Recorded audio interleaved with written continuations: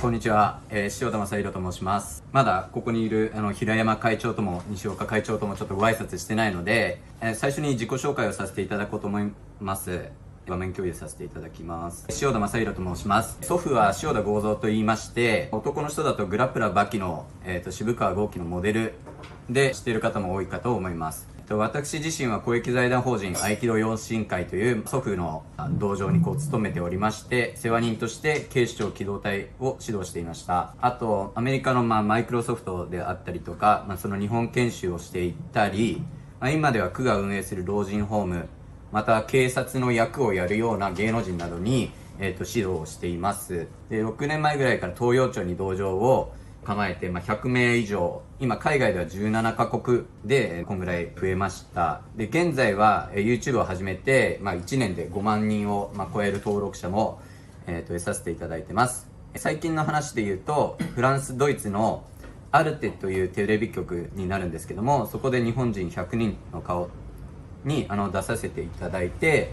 ドキュメンタリー番組として多分まだ放映されてないと思うんで、今後出演すると思います。ちなみに明日テレビに出るんですけども、明日夜11時から出川一茂ホランの不思議の会という番組で出させていただくことになりました。ぜひ見ていただければと思います。合気道って、何か分かっていらっしゃらない方が、多いと思いますので、合気道一言で言うと、護身術であったりはするんですけども、やっていることとしたら、空手、オリンピックでもあったと思うので、空手がありますけども、これはパンチキックで相手を倒す武道。で、柔道も相手に背中をつけて、また決め技をしたり、締め技をしたりして、一本を取る武道ですね。で、合気道は、どんなものかというと、合気道は試合がないんですね。合気道って試合がなくて戦わないんですよ。なので、どちらが強いか優劣を決めないので、老若男女できる武道となっています。今私の道場でもその若い人が多いわけではなく、一番の、メインにいらっしゃる方は40代で50代60代と、年齢を重ねた人もできると。でまたすごい強い方と女性も含めて本当に老若男女楽しめる武道だなという武道でございます。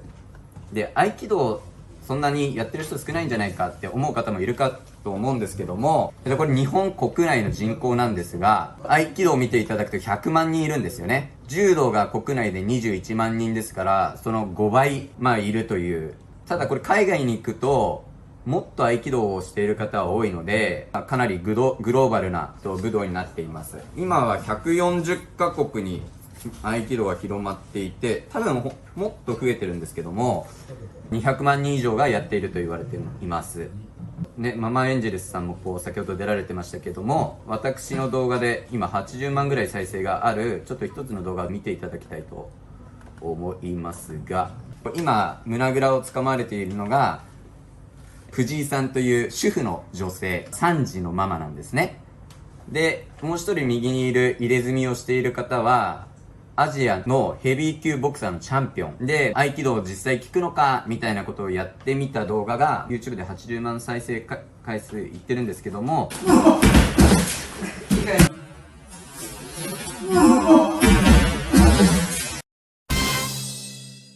見事に決めることができました。YouTube なんで、エンタメなんですけども、しっかり女性でもご高齢の方でもしっかり軸が作れる武道となってます。他の武道は、格闘技とかは相手を倒すことが目的なんですけども、合気道は相手をコントロールすることが目的となります。だから相手を痛めたり、やっつけたりすることを目的としていません。相手をコントロールするには、非常に難しいんですけども、まずは自分の軸をしっかりすること、相手に思いやりを持つことが大事になります。相手をやっつけようと力ずくでやっても、相手は嫌な気持ちが起こりますし、その嫌な気持ちを起こさせないのが合気道。これを実際今、ちょうど受けの方もいらっしゃるので、画面でどういうことをやるのかっていうのを少し共有できたらと思うんですけども、一回これ閉じますね。今軸を保つことって言ってたんですけども、例えば手を持たれますよね。他の武道だったらこうやって、力ずくで外したりするんですけども、こういうのって相手また抵抗を起こすんですよ。嫌な気持ちを起こすんですよね。なので今ちょっと足は見えてないんですけども、自分の足、背中を通って力を流してこうやるとね浮くんですよね。ちょっと危ないからあれですけども、これが自分の軸をしっかりするということ。片手でも2メートルぐらいの人に持たれてても動かせるっていうこと。あとはですね、相手を思いやることが大事っていうんですけども、こうやって例えば今は僕と受けの方は、一つの個体同士なので合ってないわけですよ。なんかしようとしても相手を動かせないんですけども、相手を思うとですね、相手の力も抜けてくるんですね。そうすると動いちゃうんですよね。こういう不思議な現象がいろいろ合気道ではあります。今畳がないですけども、マットがあったら相手を痛めないようにこう投げたりとかいろいろしたりすることができます。塩田剛三、私の祖父の言葉なんですけども、ちょっと読んでみますね。合気道は和の武道と言われますが、その解釈は簡単だと思うんですよ。人と相対した時に相手の敵外心をなくすような自分の人柄と実力を持っていると、これが一つの輪に なるんです。決して妥協じゃない。輪というのはちゃんと一つ自分に強いものがあって、そして相手を味方にする協力者にしてしまう。これが対すればアイワスです。それにはよっぽど徳を積まんとできない。結局ね、根本は自分の中心なんですという言葉があるんですけども、そうなんですよね。実際稽古していただいている方、技を聞くときにやっぱりエゴっていうのが出てきてしまうんですよね。相手をどうにかしたい、やっぱ格闘技がすごい人気なように、相手をやっつけたりしたいっていう思いが出てきてしまうんですけども、そうなったら相手を動かすことができないんですよ。塩田剛三も武道で有名な初見先生という方もいるんですけども、人をやっつけることは簡単なんですよね。言葉悪いですけど殺すことも簡単なんですよ。でも人をコントロールすることはやっぱ難しいっていうことを悟っているんですね。やっぱ人をコントロールすること、自分を整えなくてはいけないし、相手もその自分を整えただけで相手を思いやらなかったらまた相手からも反発を食らいますし、そうではなく相手もしっかり思うようなことを目指していくのが合気道です。で、今なんでしょう、合気道の人口はかなり増えてきていると思います。ちなみにあさっては豊洲で新しい合気道の無料体験をするんですけども、ちょっとそんな宣伝はしてないんですが、もう38名集まっていてかなり大きくなってくるんではないかなと思います。結論、合気道は今の時代に必要な武道なのではないかなと思っております。以上です。ありがとうございます。ありがとうございました。実はとてもお会いしたいなと思ってまして、ありがとうございます。周りに出る人とかですね、飲食業とかいろいろやってるんですが、まさに柴田さんがおっしゃってる合気道を僕はやってると思っていて、人間その意識とか相手の立場とか、相手の持っている実力とかパワーとか、そういうものを最後の関西ですね、を使わずに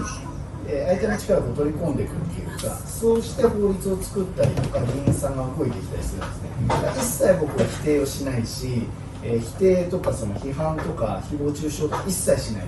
し、むしろ最初会った瞬間に官僚の方とかにいつも大変市民のために頑張ってくださってありがとうございますって言ってから座ってねみたいなことをマモさんたちに言ってるぐらい、今日はそのまさに絶対戦わないで結果を出すってことをやってるんですね。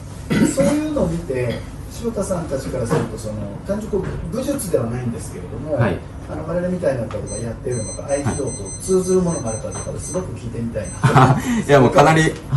通ずるものがあると思います。というのはもう人を動かすの本ではないですけども、あれとまさに合気道同じだと思っていて、人を動かすことって動かそうと思ってもできないんですよね。だから平山会長が今おっしゃったように、相手に尊敬の念を